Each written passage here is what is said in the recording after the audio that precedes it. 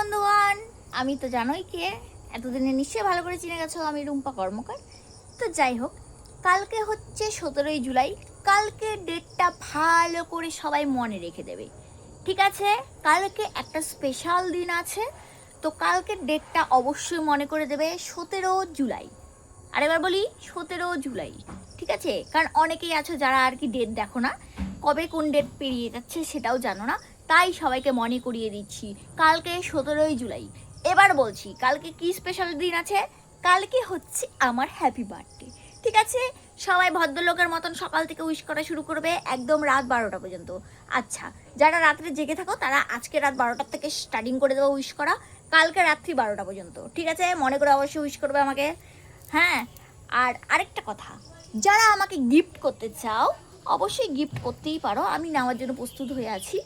আর যারা আমাকে চকলেট দিতে চাও তাদের উদ্দেশ্যে আমি একটাই কথা বলতে চাই, আমাকে চকলেট দিও না, ঠিক আছে? ডাক্তার আমাকে খেতে বারণ করেছে, তার বদলে আমাকে দুটো ওআরএসের প্যাকেট দিও, তাহলেই আমি খুশি।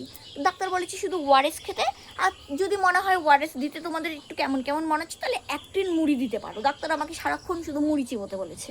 তো যাই হোক, যারা আর কি চকলেট দিতে চাও তারা আর কি চকলেটের বদলে মুড়ি আর ওআরএসটা দিতেই পারো। আরেকটা কথা, সেটা হচ্ছে আরেকবার বলে দিই, কালকে 17ই জুলাই আমার জন্মদিন।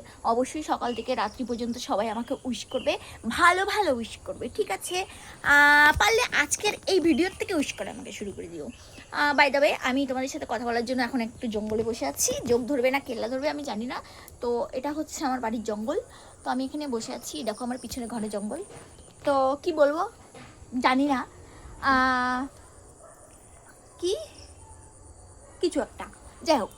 আর যেটা আরেকটা কথা, তোমরা অনেকে আছো ন্যাকাপুষু মামুনিরা, অনেকে আছে ন্যাকাপুষু মামুনরা, না সরি কী বলে ওইটাকে, মানে মামুনিরা তো ছেলেরা হইলো, তাহলে ছেলেদেরকে না, সরি মেয়েরা হলো, তাহলে ছেলেদেরকে কি বলে? ও যাই হোক, যেটা বলছিলাম, যারা আর কি বলছো যে এই বিচ্ছিরি দাঁতটা আমার আর দেখতে ভালো লাগে না, তাদের উদ্দেশ্যে আমি একটাই কথা বলবো, তোমাদেরকে জোর করে কেউ দেখতে বলেনি গো।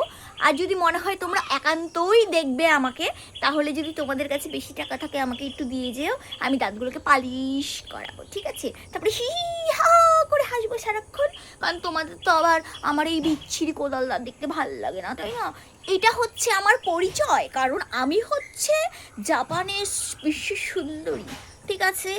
তো এই জন্য আমার তো কোনো ব্যাপার হয় না, আমার বাড়ির লোকেরও কোনো ব্যাপার হয় না।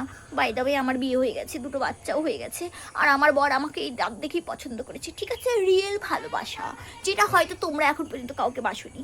তো যাই হোক, যেটা বলছিলাম, যারা আমার এই কোদাল দাঁত দেখতে ভালো লাগে না তারা আমাকে টাকা দিয়ে যেও, হ্যাঁ টাকা দিয়ে যেও, আমি দাঁতগুলোকে পালিশ করাবো। আর কালকে আমার জন্মদিন, আরেকবার বলে দিচ্ছি, মনে রেখো আমার জন্মদিনের কথাটা। আর অবশ্যই সকাল থেকে রাত্রি পর্যন্ত আমাকে উইশ করো, হ্যাঁ। আর কতবার বলেছি এই কথাটা সেটা আমি জানি না, তোমরা কাউন্ট করে আমাকে কমেন্ট বক্স করে দিও, ঠিক আছে? আর আরেকটা কথা, সেটা হচ্ছে আমার ব্যাকগ্রাউন্ডে সারাক্ষণ ক্যাঁকু মিউজিক চলতেই থাকে, ওইটা কোনো ব্যাপার না। তো আমার কথাবার্তা শুনে হয়তো বুঝতে পারছো আমি এখন অনেকটা সুস্থ আছি। তো এটাই হলো কথা। তো 18 তারিখ থেকে আমি কাজে জয়েন করব, তো তাই জন্য আমি চাইছি যে এখন যেন সুস্থই থাকি, যদিও আমি ওষুধ খেয়ে খেয়ে সুস্থ আছি, হ্যাঁ।